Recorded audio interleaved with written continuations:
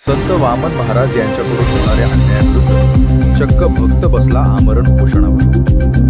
नांदगाव खंडेश्वर प्रतिनिधी सागर चव्हाण हे नांदगाव खंडेश्वर तालुक्यातील श्री क्षेत्र सावनेर येथे संत बाल वामन महाराज यांचे भक्त अनिल शंकर गोळे हे त्यांचेच गुरु बाल वामन महाराज यांच्याकडून होणाऱ्या त्रासाला कंटाळून चक्क उपोषणावर बसले आहे।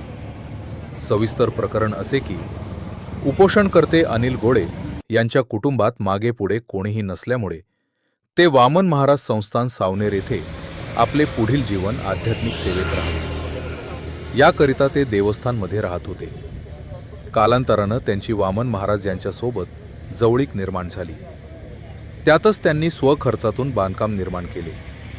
त्याचा अंदाजी खर्च 10 ते 12 लाख रुपये इतका आहे। परंतु महाराज व भक्त अनिल गोळे यांच्यात दरी निर्माण झाली व महाराजांकडून शारीरिक व मानसिक त्रास होत असल्याची तक्रार गोळे यांनी पोलीस स्टेशन नांदगाव खंडेश्वर यांना दिली व खर्च केलेले 10 ते 12 लाख रुपये मला परत मिळावे याकरिता ते आमरण उपोषणावर बसले आहे असे त्यांनी सांगितले।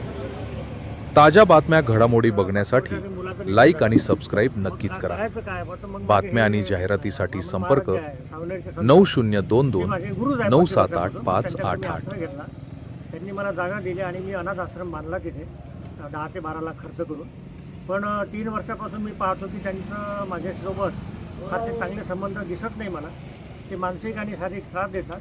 त्याच्यामुळे माझं असं मत पडलं की बा आपण इथून सुटलेलं बरं, म्हणजे सुटका घेतलेली बरी।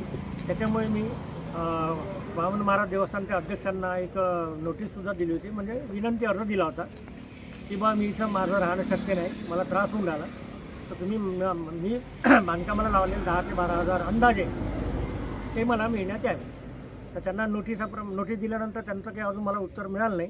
त्याच्यामुळे मला उपोषणाला नाही असं बसावं लागलं। आता मागणी काय? मागणी काही नाही, माझे जे खर्च झाला आहे तो बांधकामाचा त्यांनी द्यावा, एवढीच मागणी आहे।